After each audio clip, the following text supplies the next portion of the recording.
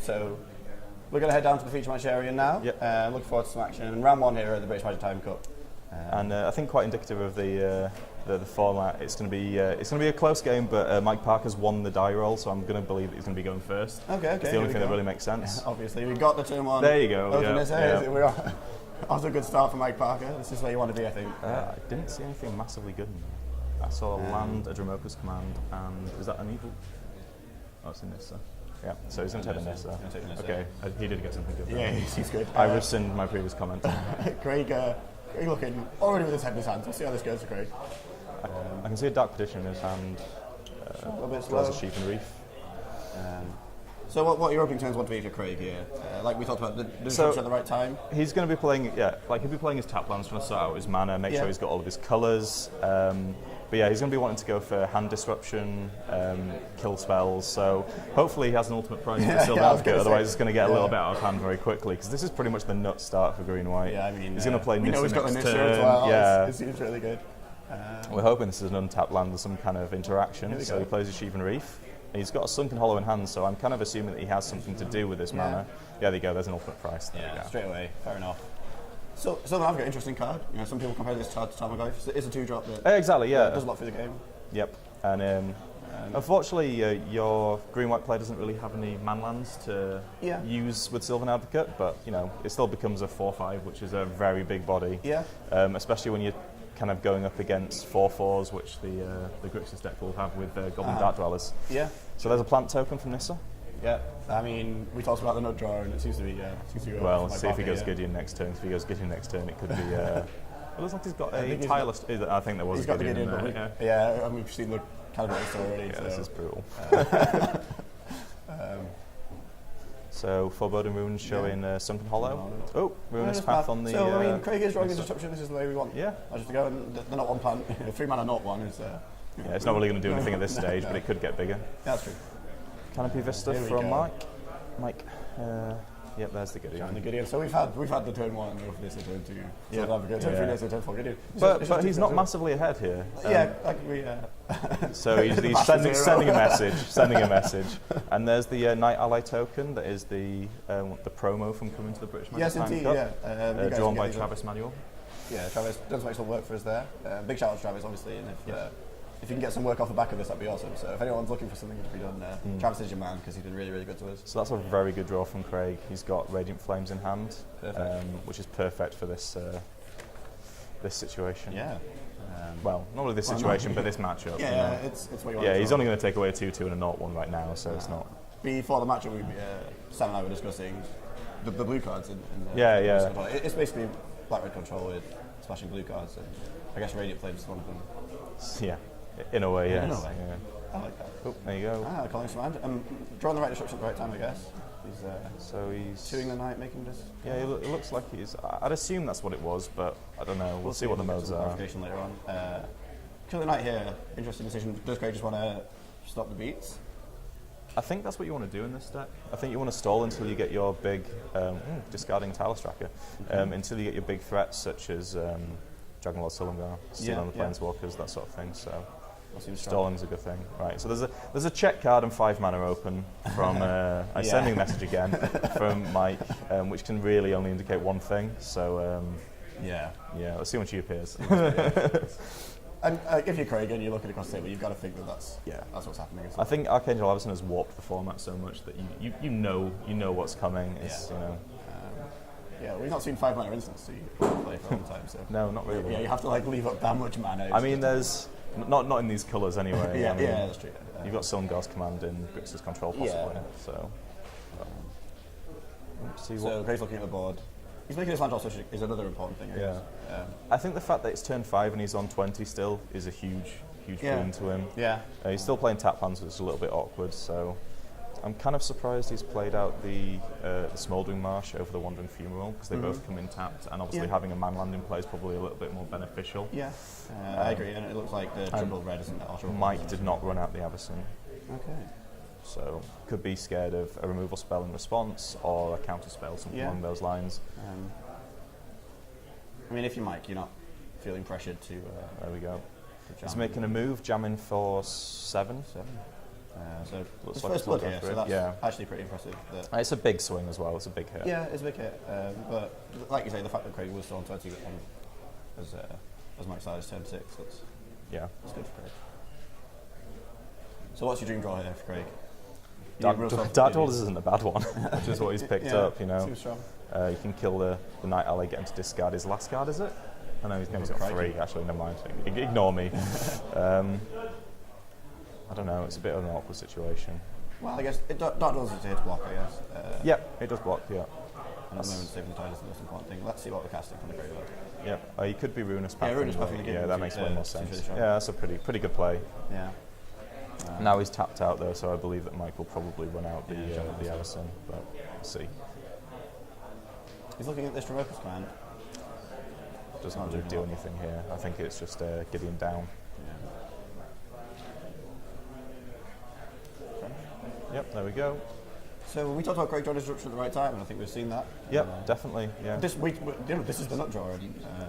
I think Craig just didn't play a land. This is the turn he played this. No, because that came in tapped. He didn't play a land.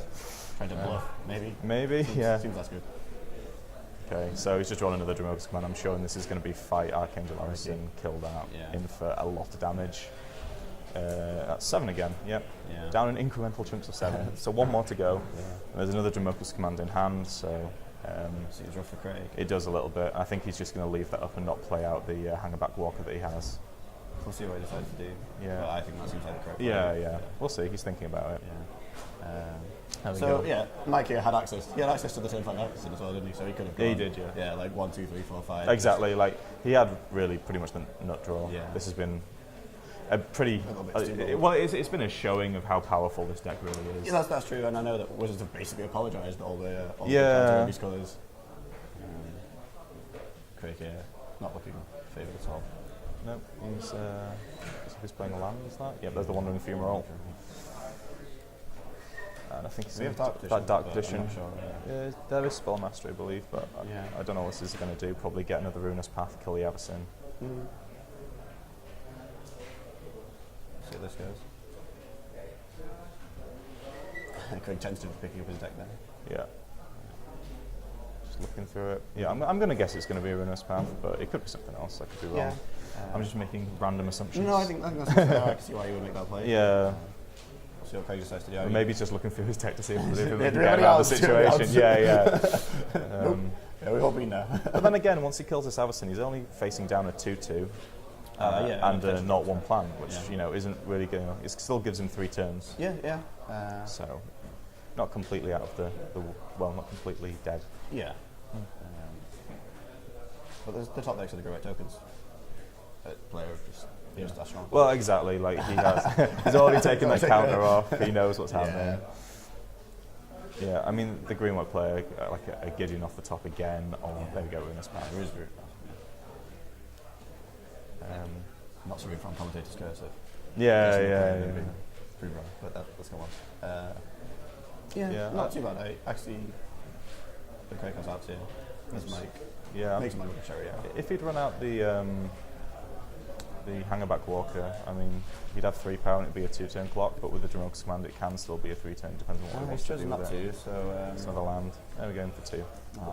I think it's a little safer, like just giving someone a +1/+1 and making a big I mean, that's a big clock, especially because obviously Craig's rules don't match up well against them. Yeah, I mean, he now has a 1/4 blocker, but with the Roebuck's command in hand, it's going to be difficult for that to actually stabilise, and the Radiant Flame's looking a bit miserable at this stage. I mean, it can kill the board, but it leaves 3/3/1/1s in the air. Still not ideal. So another Dark Dwellers, which is nice. It's a blocker. I mean, we've got the option of using the words of Colgan's command to kill the Hangerback and the Knight. I think that's it. It's just control deck, looking incredibly diverse. A lot of really complicated thought trees that we've sort of really got to navigate, whereas the green-white deck has just sort of...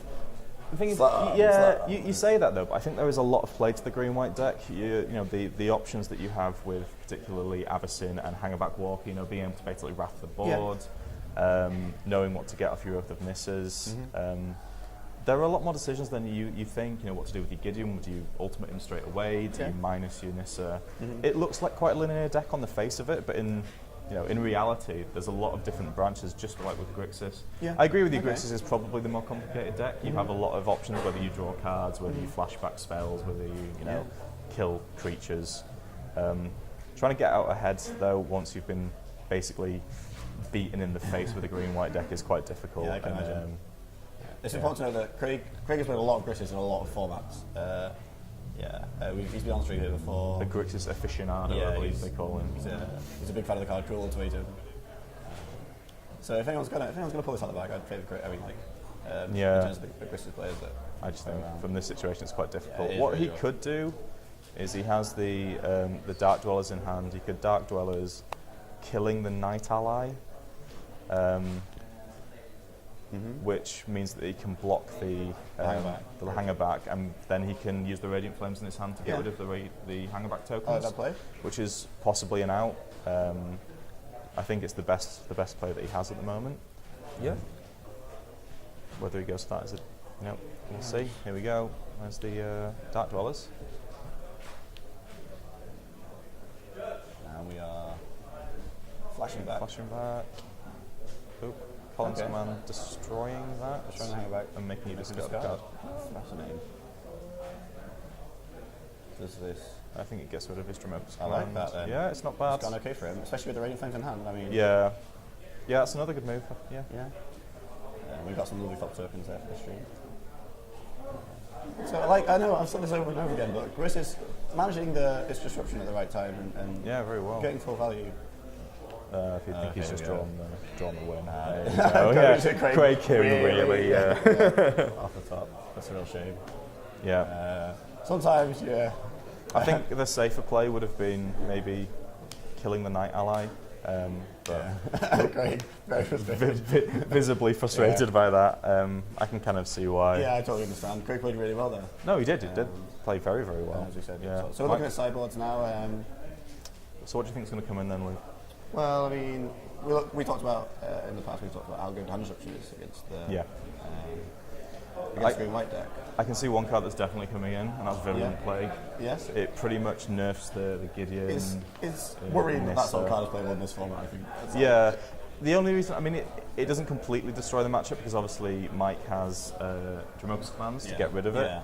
But whether he keeps those in against the multiple disruption. Yeah. I guess it protects against Radiant Flames, which you've seen as well. Yeah. Can we use that range? Is Mike Parker going on the more aggro plan? We bring in Landmark Pacifist and just trying to win sooner? I don't think that's a good idea, personally. I'd probably bring in the Cigar to Heaven's Grace, giving you creatures, your humans, hexproof seems pretty good against this kind of deck. Yeah. I mean, the only reason to bring in the Pacifist, I guess, is that if he thinks that Craig isn't going to cast enough spells, and their turn 2 Pacifist means that Craig's not going to play anything on turn 3, which I don't think is a great thing to do. I see the Evolutionary Leaps and the Den Protectors coming in. Because there's extra reach there, just loads of card advantage. I mean, Evolutionary Leap, destroying your Hangerback Walker with 2 counters on it. You're drawing 3 cards there, and getting 2/2s in the eventually. Sorry, but you'll have 2/2s in the air. It is the equivalent. Really strong. On the other side, I think Languish will probably come in. Yeah, that makes sense. Maybe Pick the Brain and Duress. Yeah, like I was saying, the hand disruption spell is strong. Duress especially. Negate's particularly good against the Planeswalkers as well. And also, they're good in game 3 when if he wins, then they'll be on the draw, and he can counter the Nissa. So we should talk about that. Being on the play seemed really good for Mike. Definitely. He basically top laner in his last turn, where Craig had access to basically wiping the ball. Yeah, exactly. I mean, I think it would have been a very different game if the roles were reversed. The Radiant Flames would have done a lot more work, I believe. Are we boarding in more Radiant Flames? I've just spotted there's 2 more Radiant Flames definitely coming in to wipe the board. I mean, it seems like Craig has a fairly hefty cyber package, whereas Mike is just boarding in. I don't think Mike needs a massive sideboard package, though. We'll see how the matchup plays out. I can't see anything else that's going to come in really. But it'll be interesting to see how the game goes the other way on the other foot, basically on the draw. For Mike. Cool. What's coming out then? What's Mike? Well, we can start. Yeah, well, we can talk about what's coming out. What do we think? What Mike's last good cards? I mean, just just have a look at his list. Yeah, I think some cards are worse than others, though. I think the Declaration Stones might come out. Yeah, I was going to say they don't do very much. He struggles to deal with 4/4, the random 4/4, but I suppose that. The other thing is that it wouldn't surprise me massively if the Sylvan Advocates came out. Sure. They die to pretty much every removal spell that Craig has.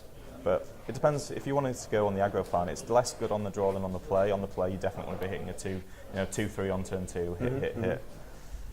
We should know that Mike's played a lot of green white as well as Craig playing by Grixis. I think Mike's picked up green white relatively recently. He was on Mardu till Mardu Madness with Nahiri, because I played against him in a few tournaments quite recently, and it was an interesting deck. Yeah, very grindy, but I think he's moved on to green white, and I think everyone knows that the best colours in Standard right now are green and white. There's not really any way around that. I think obviously green white and the Bant decks are the ones that are doing the rounds, and for Bant, I think the blue is a very minimal splash, basically for Reflector Mage. So Sky Spawner sometimes. Yeah, that's true. Yeah. Which I know technically isn't blue. I mean, I think Jace has fallen out of favour with those decks as well. So surprisingly, a lot of people were very hyped about Jace coming into the coming into rotation, but hasn't really come off. I mean, obviously Craig's playing. Craig's sticking by it. It's definitely good here. I think it's definitely good. In a control deck, you want it. Yeah, definitely. This is Mike just accidentally flipping over Craig's cards. So we'll get a. But with the Madness cards rotating in Standard, a lot of people expected Jace to have a bigger impact. He just sort of hasn't, which is a real shame. Yeah. I think that the fetches have gone, and Jace is just a lot. It's flipping him on turn 6 is nowhere near as impactful as flipping on turn 3 or 4. Yeah, sure. You just can't do that anymore. And the fact that on those turns, on turn 2, you're going to have like a 2/2 out, and he can completely get rid of that 2/2. Whereas now on turn 6, there might be a 4/4 in play. There might be a slightly bigger creature. Yeah. You're still getting attacked down. Yeah. Obviously, you have access to more mana, so you flashback. You have more options, but I still don't think he's nearly as good as he was. He's a shadow of his former self. Oh gosh. We'll see how he goes. Yeah. In the matchup. So players just arguing. I think there might have been a judge call over the card being knocked over. I don't think it was anything major, but just make sure that's all cleared up, and we can get back to the second game. The other blue card that has shown the Standard that's in Craig's deck, Dragonlord Silumgar. Yeah, I think that's a format all-star at the moment. Stealing Planeswalkers, ultimating your opponent's Planeswalkers. Lots of horrible things can happen when Dragonlord Silumgar's in play. Filthy. Really powerful card. So I think we're just cutting and shuffling again after the mishap. So we'll see the opening hands in just a second. Yeah. Obviously, we flash it for both players. So if the matchup plays out like it did last game, obviously it's going to be another really rough one for Craig to win. But we know that it's not really. Green White hasn't got any card selection. Actually drawing the. It has Oath of Nissa. It's a little bit of card selection. This blue green ponder, they really did print all the best cards in green and white. Yeah, they really did. It's absolutely ridiculous. Like green is basically blue now. You've got Tireless Tracker, which gets incremental advantages. Both players have kept. So that's always good. Yeah, we've got a Smouldering Marsh. We have a Fortified Village showing a Plains, and then an Oath of Nissa. Let's see what we find here. Oath of Nissa better than Ponderosa Protection against Dromoka's Command. Oh, definitely, yeah. There's a Gideon. Yeah, it is ridiculous. It does so much in the format at the moment. It really does. Fascinating stuff. And of course, you can now splash with Chandra in your green-white deck. I think various people have said various things about that deck, but he did win a GP with it, so you can't really argue. So we've got an Evolving Worlds from Craig, bit of a scratch on the head. Yeah. And it looks like we've got a Sylvan Advocate on turn 2. So we've got Sylvan Advocate in. It seems like a good. Is he on the beats plan? I think that's fair enough. So Evolving Worlds is cracked. I saw an ultimate price in Craig's hand, so I believe that Sylvan Advocate is not long for this world. Yeah, but it's always a turn for Craig, essentially. It's an island. Yeah. Coming in tapped there. Evolving Wilds. We really do miss the fetch land. Yeah. Well. I mean, look at the life totals. Yeah. Look at wow. I don't think Craig. I think Craig would really like to ultimate price here. Yeah, he really would. There's no doubt about that. Untapping. He could play. Play whatever. It's a real shame. But I don't know. It's nice to see standard players being kept fair again by the mana bases. Yeah. None of this Mardu black, Mardu green, just go black. That was the best deck then. Mardu green. Siege Rhino and Goblin Dark Dwellers in the Well, same deck. it was filthy. well, it was basically just we're looking very similar to the Grixis controllers, right? We're just flashing with Siege Rhino instead of like Jason Jungle or something. Yeah, it was red. very similar. Yeah, it was. which is quite interesting. Probably more tap lands here from Craig. We saw him draw something all over. I think it's going to be a tap land and ultimate price. Yeah, that seems reasonable. Oh no, Jace. Oh, interesting. There we go. Okay, so he's gonna. Well, we'll see how Jace performs. Well, see how long he still survives for. He's a Roebuck's command in Mike's hand now, so I don't think so. looks like he's about to play a tap land. Yeah. Canopy Vista, and there we go. Yeah. There's the top decked Dromoka's command. Fight in for 3. And he does need to tap mana for that Dromoka's command. I'm sure he'll do that in a second. There we go. Yeah, in for 3. I really enjoyed the commands being a standard. Yeah, they're fantastic really cards. versatile, fascinating stuff. Like ran through the charms. Like I miss band charms so much. I think the majority of the charms are actually seeing play now as well, which is the great thing. Yeah, I mean, it is there's good. the ultimate price on the And we've seen some. Oh, there we go. So we've got Dromoka's command, we've got Colligan's command, Sillingbell's command is seeing some play Sillingbell now. is nice. So yeah, no, And even Ojo's command as well. yeah, of course, yeah, forgot about that one. And there's the I guess Gideon. turn for Gideon. Doing exactly what he wants to do. See if he untaps with it and smacks it for another 7. But Gideon is probably one of the best cards in standard at the moment. There's not See a legacy lot. play? Yeah. Yeah. So I don't know why the guy Thomas agreed with that. Thomas Edison top 8 GP Prague with 2 in his sideboard. Wow. Yeah, I know. Well, it turns out like Armageddon, Gideon, or Gideon then Armageddon seems really strong. Okay, yeah, that does seem pretty good. Yeah. Not playable in standard, unfortunately. No. Crikey, this green white deck with Armageddon. That seems that'd really be, strong. Yeah, that'd be too much. Makes you play talking. I mean, I think our Wizards have made mistakes recently, but I'm not sure they're going to do that bad. So Craig weighing up his options here. Yeah. I mean, without Crackling Doom in standard anymore, there's really no efficient way to get rid of Gideon in one move. Because that used to be pretty good. Yeah, I can imagine. But yeah, we've got Ruinous Path. These are cards that are okay. I agree, I can see And Stasis Snow is actually quite good at getting rid of Gideon. Yeah. But unfortunately, the Druid's Clan deck. Yeah, exactly, that's the thing. It's good. Read the Bones is not really what you want to be doing here, unfortunately. He's going to be taking quite a lot of damage, I think. Is he digging for lands? Is he digging for lands here? I don't know. He might be trying to get another 2-mana removal spell, like Grasp is okay. It's fine. So he's drawn a Chandra and another land. And there's a swamp I think he might have needed. If he wants to enact that plan, so we'll see how this goes. It does look like he's got quite a land Obviously making land drops in something really, really important. Yeah. Especially when you've got 6-mana planeswalkers which take over the game. So there's that swamp that he drew. So we now have... We're spending a lot of things. Well, we're grasping an ultimate price. Yes. Does this, like... No transgress. Does this change what Mike's decided to do now that Craig has 2 mana open, or is it just a... No, you just slam in. That you just have to go. Yeah, and I mean, now he has 5 mana open, he could potentially have the Avacyn, he has a lot of options. I think he's just going to smack him with his creatures. Well, I think he's got some Gideon in hand, so... And Gideon seems okay. Like, it's really difficult to... Until Wizards print something that interacts with emblems. I think that you kind of want for Craig to have to deal with the Gideon. Sure. No, so I think if he attacks in first... there we go. Crikey.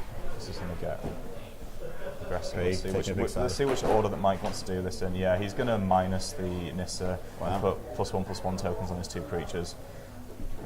With Gideon being so hard to interact with, I think it's quite a good... good way to do it. Good strategy. Yeah. So there we go. Bash. In for 9. Yeah. Puts Craig to 6. 1 turn clock. Difficult to deal with. Yeah. So we've got an evolution relief as well. Might not, eh? Yeah. Just pile on the pressure one. Yeah. I've seen players liken this card to Sylvan Library. Really? In that it sort of gives that much value. Yeah. You really got the opportunity of just, particularly in the creature heavy decks in standard at the moment, the 2 mana green enchantment that just takes over the game. Yeah. It makes it really difficult for control players. Like I know slamming against Miracles, slamming Sudden Library against Miracles always feels really good. In a similar vein, slamming Evolution against Grixis Control probably feels pretty good. And you were talking about how sacking your hangerback is so much value. You just get so much out of it. And even now, like if he manages to untap with that Knight Ally in play, being able to sack that, drawing like I don't know, even if it's just a Sylvan Advocate, that's a 4/5 next turn pretty much. Yeah. Seems really strong. Yeah. So Craig in a rough spot. I mean, I think the way this has played out, it proved to be not a great match for Grixis Control. Yeah. I think here to prey on the decks that prey on green-white. That's its sort of space in the meta. Yeah, definitely. I definitely agree with that. Actually, that's kind of where it wants to be. Unfortunately, with the deck, with the meta so saturated with green and white, I think it's quite an awkward situation to be in now. Sure, you're in the wrong part of the rock paper scissors. So we've got he's weighing up his options. He has Chandra in hand. It looks like a Dark Dwellers. And there's Radiant Flames in there too. Yep, Radiant Flames. I think there's a Colligan's Command and a land by the looks of it. Yeah. So there's not really much to flash back in his yard. I think there's an ultimate price and a read bones. I can see maybe Dark Dweller's ultimate pricing the token, chump blocking the Gideon. Sure. I mean, it's a line where you're still alive. It's not. At this point, that's the best. Yeah, I don't think there's much else. I mean, he could kill the Gideon with Chandra, and then take 3. That's probably a better line, I think. Maybe. I don't know. Yeah. Okay. I'm not sure. Craig decides. He does have double red. Yeah. So it looks like we're going for Dark Dwellers. No. Second thoughts. Doing the dance.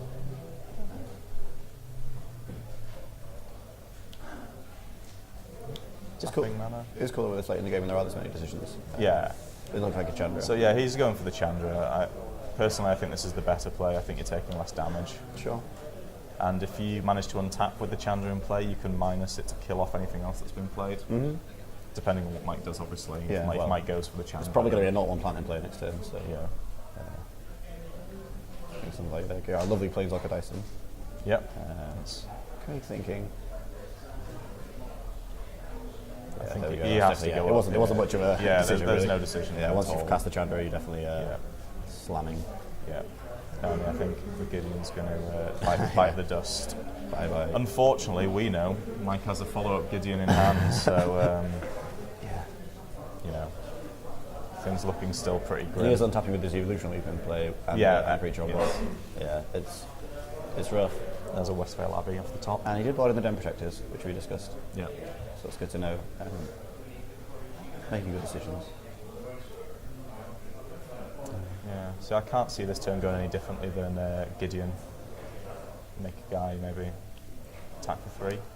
Sure. Make a plant. Future He's got blockers. Yeah.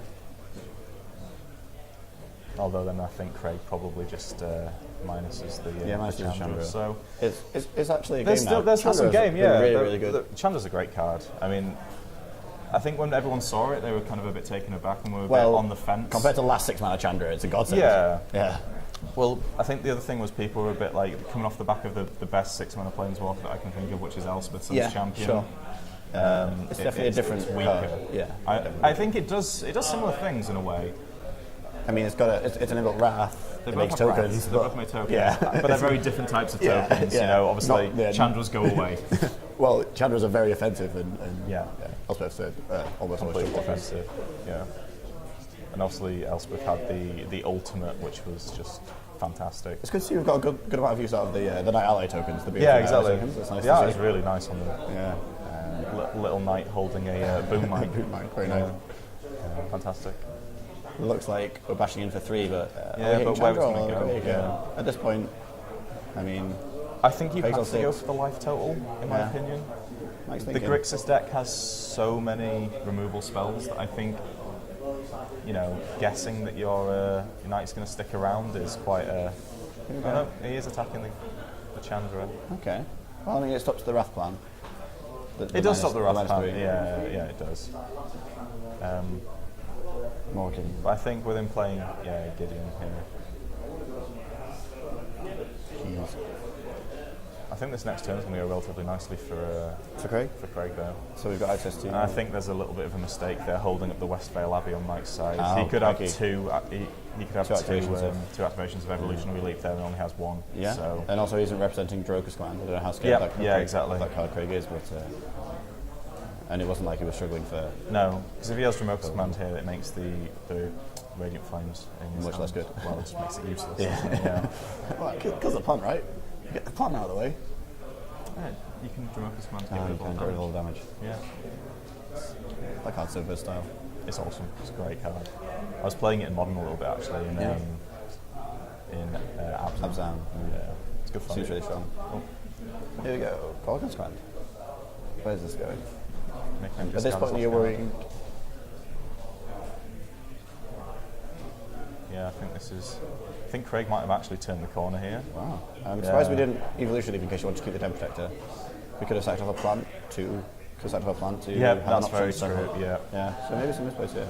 Right, so he's activating the Evolutionary Leap. Oh, that's not a creature. There we go. Oh, okay. That's a pretty good one. Yeah. He's going to make a massive Hangerback Walker with an Evolutionary Leap in play next turn. Yeah. But his board's dying. Yeah. Not good. Not yet. It will in a second. Yeah, and there's the board cleared up. Wow, that was really impressive. So, yeah. There we go. I think just showing that they were killing. Thank you very much, players. Yeah. Yeah. So he could have two cards in hand now if he'd kept up another green source. Would be. Yeah. So if the Westvale, we'll see. There we go. Okay. Oh, it's just ripped the land as well. The land is actually very good here. That is a very good draw. Weirdly enough. Here we go. Hangback Orca. It really is like a one-man army with the evolution. Yeah, so it depends what he wants to do with it, though. I think he needs to be careful. It has to be an end-step sack if he's going to do it, or he could just wait till next turn, get another counter on it, and have even more card advantage. Yeah. Craig has got 4 cards in hand, almost a full grip. Yeah. Chandra in play. You know, his situation is looking a hell of a lot better than it did like 2 turns ago. Yeah. I'm really impressed. We had him sort of down and out. Yeah, I feel really bad now. Yeah. Craig's pulled it around. I'm impressed with this control deck. It seems to be really strong. Yeah. Considering all of the cards, I would argue are a bit of a low. Like I say, it's all this incremental advantage that he's been getting from drawing cards, using his... I mean, that Readerbone's turn now doesn't look too bad, does it? No, it doesn't at all, no. Basically, as soon as he did that, I genuinely thought that was the writing on the wall, but so he's got his Dark Dweller. I think he has a Grasp in hand. So this is interesting now. So he's got access to... Because if Mike sacks the Hangerback in response, and one of the modes is play discards a card, that's actually really interesting. I believe that has to be what he could do. I suppose he could do 2 damage, but that seems kind of a bit almost unnecessary. I like the forcing Mike to discard so that he can't activate his evolutionary leap. I don't think that's too bad for Mike though, really, because he still has 3 tokens to. But I think they're dying to Chandra in a second. Yeah, sure. This is interesting. Oh no, it's just returning the Jace to hand. Okay. And destroying it. Yeah, that's interesting. I think it's the same outcome either way, to be honest with you, except this way he gets the Jace in hand. Okay.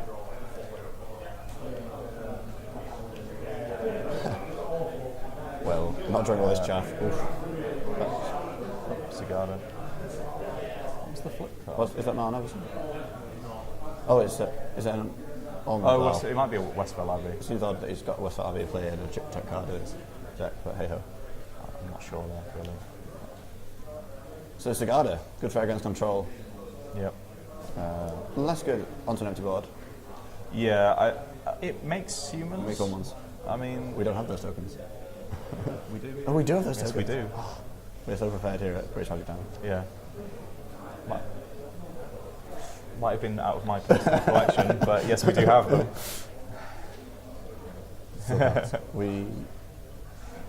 So this Jace is in play now. Is that another Hangback Walker he drew?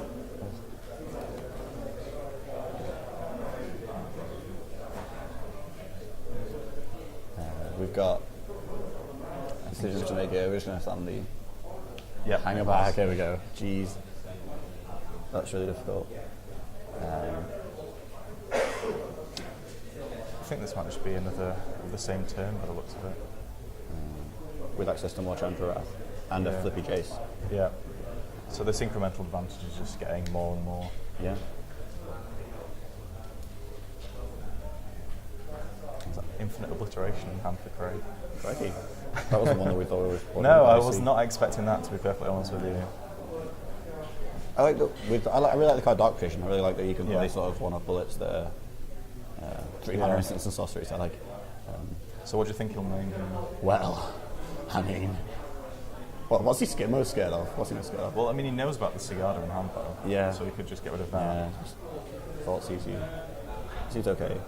No, there's another Colligan's command. Seems strong. Oh, we just played back to turn. So here we go. It's the same turn again, yeah. Yeah. Except that now we get to attack with a 4/4 after we've wrath. Yeah, exactly. So got that sacked the evolutionary leap. See, just to some extent, leaving the Sylvan advocates in the deck means that we actually have hits off the evolutionary. That's true. That's very true. We've gone through how many hangbags? There we go. Yeah. There is that. I know we're boarding in dem protectors, but.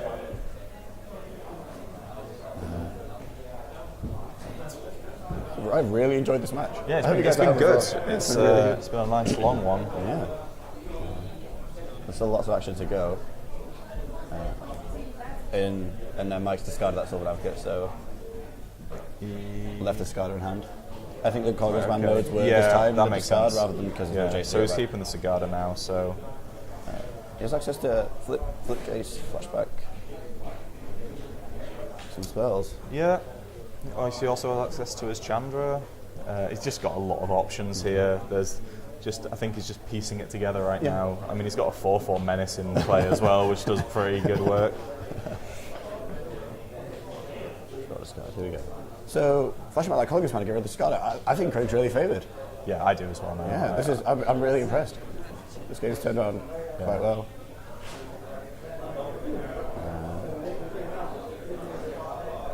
So Jace, you see what he does with the Jace? Yeah. Yeah, so he's got, is it a Radiant Flames, a Colligan's Command, a Read the Bones. Just lots of options. There we go, there's Chandra going down to 1. Destroying all of those Thopters that were handcrafted by the Hangabout Walker. Or living inside the Hangabout Walker. Not sure what the lore is. Yeah, same, I'm not sure how that works. Flavor please. I guess maybe he's rebuilt his 1/1s. I'm not sure. There we go, there's the 2 damage to him and discard the Sigarda. Jeez. Wow. So there we go. Craig is finally on the board in this match, damage-wise. And in for another 4. What's this, like turn 16? Yeah, exactly. Yeah. But this is what Grixis does. It wins very slow, and I'm sure Craig is going to enjoy this so much, just picking his opponent apart. He is. This is getting it back for that top deck decoration stone last game. Yeah, it's going to some kind of calm. Take a long he's going to feel. Let's see what Mike's drawn here. What are Mike's live draws? I mean, I'm not sure. There we go. He's scooping it up. I don't think there really was a live draw there. Well, we got end step secure and tap. They Mandal attack. I think was the. Okay. The one I was thinking of. That one seems pretty good. Yeah, I'll give you that one. Because I don't think Craig's boarding in negates. I didn't see any. We didn't see any. His planeswalkers. So anyway, I think that was because that could have been sweet. So let's go back to the sideboard here. I'm not sure either player's going to sideboard differently now. Some of Craig's hand assumption is better on the. Yeah, that's true. On the draw, but I don't know if he's. But I think the fact that Mike kept in the Sylvan Advocates kind of indicates that he wants to be really aggressive. Yeah, so. No, I agree. I hadn't even noticed the clip wings. I love that that's a fascinating little role player. Obviously for Everson's, he also hits Dragonlord Silver. I'm not sure how important Mike wants that card to be. I think it's really there for Ormondal in some kind of matchup. You know, the best way to get rid of it in the green-white mirror. Because obviously Stasis now, you can get rid of it. It does come back as a land, so actually even if that gets destroyed, that's quite a nice way to get rid of it as well. I'm trying to look and see. I don't think Craig really has a way to get rid of Ormondal once Ormondal's in play. Actually, once it's in play, I think it's staying there. Yeah. Obviously, it's other than skill away, it's quite difficult for Mike to amass a board. Yeah. Definitely. Just sack 5 guys and feel good about it. And I think that's Craig's job. Craig's job is to control the board, keep the numbers of creatures down, which is what we didn't see in the first game, but we did see in the second game. So we definitely saw how the matchup can go both ways. But we have Mike again on the play. Yeah. He's going to be looking for that. Jeez, the nut draw. That nut draw again, which he's had in 2 of the 2 games already. Like he's. Yeah. Maybe his luck will run out. It is impressive to see, considering that was almost a nut draw. Exactly. We had we played a turn 3 Southern Advocate, turn 4 Gideon, rather than turn 3 Nissa, turn 4 Gideon. I think the Nissa is important. Yeah, the Nissa is important. I mean, I think having tokens to block is definitely something that you need as well. Well, also maybe not so much in this matchup, but yeah, it pumps your creatures again. Thank you. Gray's nicely shuffling up using the logo that we have on the. I've seen that playing out, by the way. It's great. Big thanks to Page Game Sheffield who put out for us. But I'm a massive fan again, work by Travis. No, the art's great. Really is. Very British, quintessentially. Yeah, quintessentially British. Yeah. I like it. So, players, what do you guys want to see in your opening hand if you're Craig? You just want to see Disruption that lines up with Mike's I think you want to see ultimate prices. I think you want to see Transgress the Minds, maybe negates. Just you want interaction. Yeah, you don't want those big ends. Yeah, you don't want to see Dark Dollars Chandra, right? Yeah, exactly. That's so we've got keeping again. There it's we really go. Nice to see that. Oath of Nissa. Is he ever not going to draw Oath of Nissa? No, he has Oath of Nissa every game apparently. Okay, so got Avison land, I believe. Yeah. I'm not sure why he's in the tank. Oh, now I understand why he's in the tank. It seems like his hand is Avison. Wow. Well, I mean, that's... Keeping a forest. I must say, Mike's basic lands have disappointed me, whereas Craig's are very nice. Yeah. I think on lands, the moral victory will go to Craig anyway. Yeah. And the mana base, it's quite nice to have. To see Oath of Nissa number 2. I think he might have kept quite a land-light hand, but a lot of Oath of Nissas. Yeah, okay. Which I think is very reasonable to do, but now... Yeah. I mean, we've all, back when Pond was the standard. Is he regretting not taking the planes now? I believe so. Oh, I think he has the planes in his hand anyway. But you want double white for Avison. Yeah, I can... Yeah. So... I see where he's coming from. You've got a foreboding ruins showing... Smolden Marsh. The jewel. So it looks like he's going to be holding up something. Everything. Yeah. Yes, grasp, negate, ultimate price. Yeah. Mike shaking I his feel head. pretty good, if I'm Craig. Turn 3 Nissa still. Nissa. Off forest. No reaction there, so it looks like there's going to be a plant coming into play. And just drawing card. Yeah, it's also pricing a plant less good. Not very good value. Drawing Shivan Reef, nice untapped land, so we've got access to Radius Path if we need it, if we've got it, as well as Gordon's Grant. Yep. Like I say, like we've been saying, the Grixis player has all of the options in the world open. He has all the options, which is nice, but also he must be feeling pretty good right now, not being pressured, going into Mike's turn for Quad Forest. I am a little bit surprised. I think he has a Gideon hand and didn't run it out. The Oath of Nissa allows him to play It does. Gideon. Maybe he has not noticed. He does. Yeah. Wow, he really missed the opportunity to get that planes, didn't he? Yeah. He's just noticed. I think he's just noticed. Yeah, he did just point to it then. And there's a Kalitas Kalitas in play, which is a very nice card here. I like this guy. It's going to gain some life. There's the Oh, he's planes. on his planes.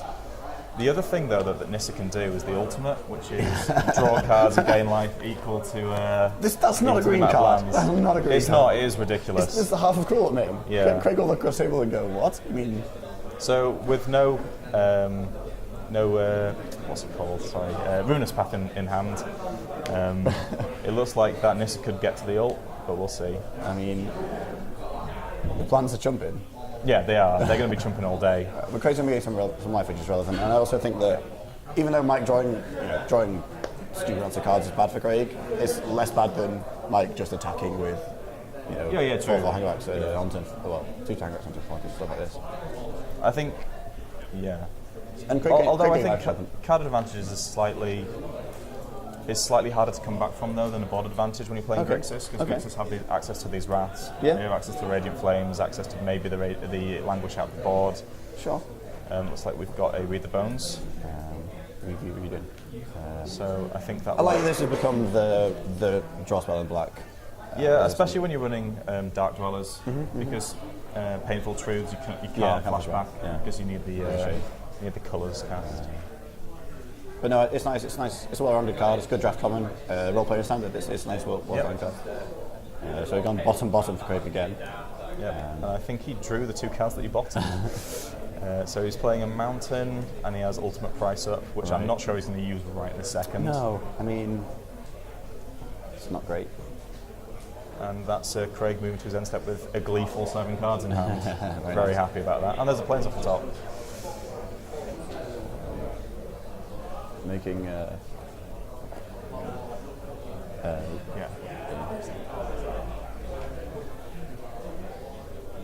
yeah. Interestingly, Mike's chosen not to cast Gideon again here.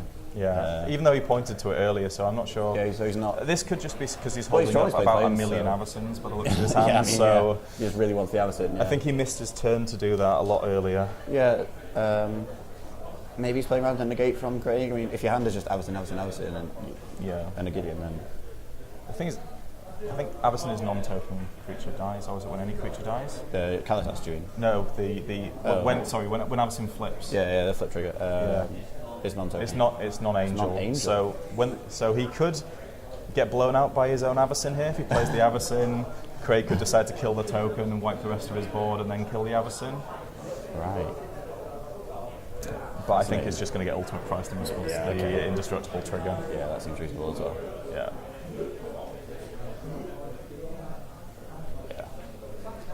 Which is okay, but obviously Mike could just run the next one out. Yeah, but Kalitas makes a zombie. Yeah. Yep. Mike ready with the zombie token. No, he doesn't quite have that yet. Yeah, soon. Unless we're just going for it. Yeah, no, okay. Craig's so used to just putting counters on his Kalitas. Yeah. And the jumping. He's preempting. Interestingly, he had the opportunity to get an additional 2 life. I'm not sure how relevant that is. I think you want the body. Yeah, I agree. He's definitely playing the control role. Plants. Yeah, I think Craig's still in Mike's end step, and Mike thought Craig had just attacked with his Kalitas. Right, okay. Mike's just rushing, well, not deliberately rushing Craig for his turn, but obviously Craig has a lot of decisions to make, and Mike isn't necessarily completely. Here we go. So, 2 damage to Anissa. Interestingly, we just heard time on the round called here in the main body of the event. We've got another 5 minutes here at our feature match table. At this point, it's quite difficult for either player to finish quickly, right? Yeah, I think so. Unless Mike lands an Avacyn and it sticks around for a lot of turns. But I can't see that happening, to be honest with you. Kalitas is going to gain a lot of life as well. We've run out of plant tokens. Sure. I mean, yeah, that's what Nissa does all day. She just makes a garden. Yeah, it's nice. Makes a garden, draw some cards. Yep, exactly. Here we go. Is this the Gideon? That seems like an interesting play considering we've got these access to these Avacyns. Yeah. Oh, we're making a 3/3 hangback. Which I think is a strange one as well with the Kalitas in play. Yeah. This is just likely going to get exiled by a removal spell. Yeah. I think we saw a Dark Dwellers in hand as well, so Dark Dwellers can flashback Colligan's command and to destroy. destroy. You start out-racing your opponent's plants then. Well, yeah, but you don't necessarily have to do that. What you can do is destroy the artifact and do 2 damage off Nissa again. Yeah. But we'll see what Craig decides to do. He has all of the options available to him. But possibly worried he has to play a bit more quickly. We'll see an attack with Kalitas and a chump block with the plant token. Another 3 life gained by Craig. Is this going to be a Dark Dwellers? Looks that way. Seems to be 5 mana tapped. Here we Dark go. Dwellers. Crikey.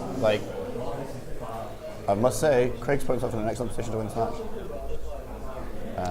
I'd say so. I think through some of Mike's mistakes, possibly. Possibly. I think having the Gideon play a lot earlier would be a massive boon to him. So. And not getting the 1/1 off hangback, you just played a 6 mana 3/3 that's just died to rules, which isn't great. There's another land from Mike, which I'm not sure is what he wants right now. And the plus side is White Sword. He doesn't have access to quite cast Gideon and Avacyn in one turn. No, doesn't have enough mana yet. We'll get there. Worryingly. Yeah, that is a bit worrying. It's not what you want, really. No. So just running back the plants. It seems like Mike's made a lot of plants this game, but not a lot else. It does seem to me along the lines of Mike maybe looking to draw this. Really? Yeah, he's making a nice board. He's got access to Avacyn. He has access to Avacyn, yeah. So there he goes, big attack, all at Nissa. Okay. So actually, yeah. Okay. It's not really going to be a blowout. He's going to make a couple of chump blocks. Yeah. Grasp in response to the trigger. Yeah, down Well, goes. trigger is old, so he gets the chunk blocks. And So Aberson's exiled. There should be another zombie in play for Craig. unless he misses trigger. Well, I saw Mike exile it, so Oh, okay, sure, yeah. I don't think you can do one without the You other. can't do one without the other. Which must be annoying for Mike. Yeah. But now he has 4 indestructible plants. Yeah. So, you know. So it looks like this is taking at least 2 with, there we go, with... Yeah. Because the dad does have to be blocked by 2 plants. Or taking 4. That seems bad. Yeah, it seems a bit strange. Like rethinking his blocks. No. Okay. I'm not sure why the plants Plants are dying shouldn't be in the here. bin, yeah. Instead of trees. Yeah, we should get those plants back into play. Obviously, the trigger was old unless... I assume Craig responded to the trigger, and at that point, I think the trigger is on the second, it's going to resolve. So the flash will be back in play, and that's really relevant to those matches. Like you say, it might be, definitely. Might be the right trying to draw. So we'll just get the desk to pop that back in the field there.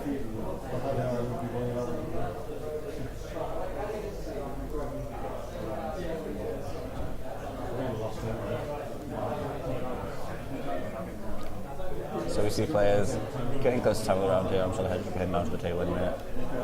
Craig's still bashing. Yeah, another attack. And we go with the team. Interestingly, the lack of plants is... I don't know whether that was a trigger missed by Mike. It might be. I don't... Yeah, it's quite difficult to... More Aberson. Here comes Aberson number 3, I think. And there's Grass number 2. Down he goes number again. All removal all the time. They're just going to shake hands. Yeah. And Craig wins that one 2-1. 2-1. Excellent play from Craig. I mean, I think he played really well. Like we talked about, his disruption matched up well against Mike's threats. Unfortunately, Mike didn't necessarily draw the right cards when earlier. Yeah, I think. I think the draw from Mike wasn't quite as aggressive as he needed to be on the play that turn. Well, I mean, he played, Oath of Nissa 2 turns in a row, and then didn't really play any. I mean, he played Nissa, but Nissa's not great on a row. She just make 0-1s, and it's not what you want to be doing in this matchup, especially when you have quite an early Kalatas from Craig and removal to back it up when it survives. So. Yeah, it tends to get a bit one-sided when your Grixis opponent has more tokens than you as your green-white player. Yeah, interestingly, Virulent Plague, and for the Grixis player on that side of the game, quite a kick over the direction. So we come back to Sam really enjoyed that match. I think a lot of people at home have done as well. I think we're actually going to go to a short metagame instruction in just a moment. So this is what we've got today. Wow, it's a lot of black-white. A lot of black-white. We talked about how the field was saturated by grey token, apparently not. This is the first that we've got this information as well as you guys, so it's fascinating for you at home. There's a couple of decks on there which have piqued my interest. There's a 4-colour Dragons deck, which, that's just going to be all the Dragon Lords, isn't it? That has to be. And, that looks great. Yeah, we've got the filter lamp that is so bad. I don't remember the name of it. The special mana for Dragons. Yeah, it's Haven of the Spirit Dragons. Sure. It's one of the two. Yeah. So that sounds fascinating. We might get a deck on that later. I expected green-white tokens, Phantom Humans. 9 mid-range. I know we got a few players here that played out at GP Manchester recently. Okay, yeah, I actually played that one at GP Manchester. I was going to say. And 2 Mono Blue Prison, excuse me. A bit of a crazy deck, a bit of a quirky one. I'm kind of looking forward to seeing that on camera. Yeah, that's what I said. I'm sure because that deck is insanity. And we've got a Blue-Red Ulamog as well. I like the evolution of Blue Ulamog. I think that's the great thing about Standard at the moment. There are a lot of decks. It's so diverse. This is so nice. Yeah, and even if it's not necessarily a deck that that is in the meta or in the expected meta. For example, you've got green-red tokens there. Yeah. You've got a blue-white Flyers deck. We've got mono-white Lockdown, which I don't know what that is. I have no idea what that is. We'll see what that is. So this is great. This is exactly what we want to see. Fascinating stuff. Fantastic. This is going to be a great We're a tournament. thing in the ice. And a good number as well. It's good to see that people turned up for this event. Yeah, it really is. It's really supporting us here at British Magic Time. So. Yeah. But we talked about the main meta decks. What would you bring to a tournament, having looked at that meta now? What deck would you I know it's quite difficult to metagame around. Like I think 15, I'd probably still bring archetypes. green-white. Yeah. I think green-white is the deck that you want to be at. A lot of people are, targeting it, and I know there's a lot of black-white decks here as well. I'm not sure Black White particularly targets Green White. Yeah, I think so I've talked a lot about the matchup, and it is really, really interesting because Green White just has that nut draw that we saw Mike do in game one. That's really difficult for even the Black White deck to beat. I actually think though that the Green White deck is slightly favoured against the Black White deck. So I'm expecting to see Green White filter to the top of the pile. Okay. That's what. So if I was coming to the tournament, that's what I'd bring. Green White, I think it just has so much play. Like I was saying earlier on in the commentary. I think there's a lot of different ways that you can play the deck. Like you were saying with the Evolutionary Leap, you know, you can just create so much card advantage. You can basically turn it into what a blue deck should be.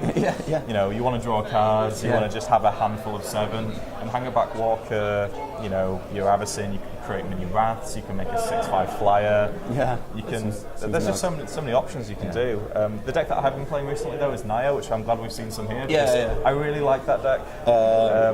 It's basically Green White tokens, but with Nahiri in it. Yeah, Nahiri, and you've got some Radiant Flames and Dragon Attack, which I can imagine mirror breaking, right? Like that card. Yes, it does. One-sided Wrath. I'll have an 8 every day. Yeah, exactly. Really strong. I think I love the customizable nature of Band Company at the moment. I love that there's like lots of different versatility. Like there's about 3 different versions. Like nearly 4. There's someone played like Band Company Spirits at the GP Taipei, like to a good record. That's impressive. Like with like rattle chains and Bicon Bishop. So like I like that card a lot. Actually, limited all-star band. You know what I mean? So there's a lot of flexibility there. So what version would you play then? Crikey. So I think I favour the just aggressive humans builds over. I think the humans build is where you want to be going. I love Audacious Places, which is the next guy. But also you can play the sweet new cards like Thalia's Lieutenant and the weird human synergies that we've got going, which is really there's nice. So many of them at the moment as well, and I think there's going to be even more with the next set. Yeah, which is nice. Obviously, some quirky humans that might not be humans when they're flipped and stuff like this. Exactly. Thalia's Lieutenant just makes the board so you go up and wide. It kind of makes it a little bit unfair. So usually, like obviously a deck you kind of go, I go wide or I go up and make like a big creature or lots of creatures.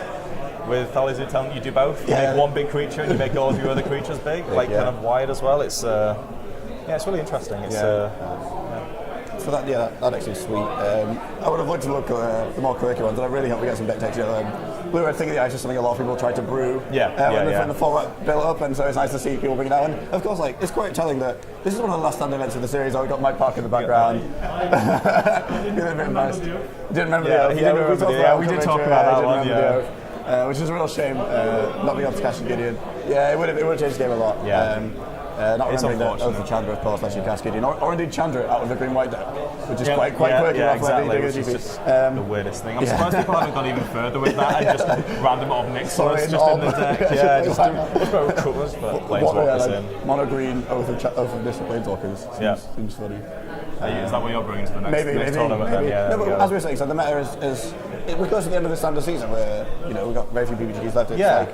It's nice that people feel like they can bring the brews, but it's also really, really nice that there's still room in the meta for the brews and it's not been solved. And I know that the green white decks a lot of the pros are saying that it's been solved. But I still think there's lots of room for wiggle, and I think a lot of people are kind of looking to the new cards that are being spoiled at the moment and saying, "All right, where were we going with this?" Where are we going? Yeah, that's fascinating.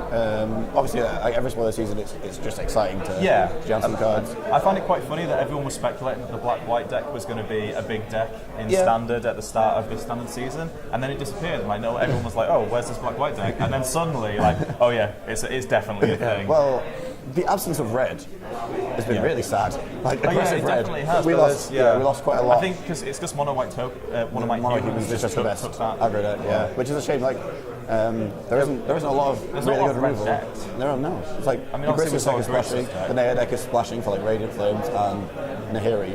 But these aren't mono red cards. These aren't not at all. They're not archetype. They're not Lightning Bolt and Monster Chester. They're not It's again. I think it's because Wizards have moved away from the 1 mana or 2 mana burn spells. They just don't exist anymore. Which is a shame. Red's losing out a lot there. I think. Definitely. Fire Impulse has been nice. Yeah, Fire Impulse is a great card.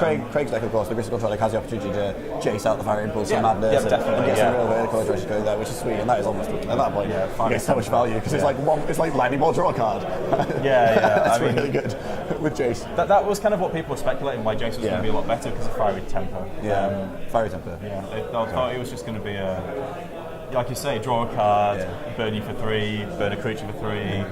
seems really good. Yeah, no, it seemed really good at the time, but obviously fetch lands and Jason isn't flipping, isn't really that good. So I know that players are queued up behind us, waiting for pairings.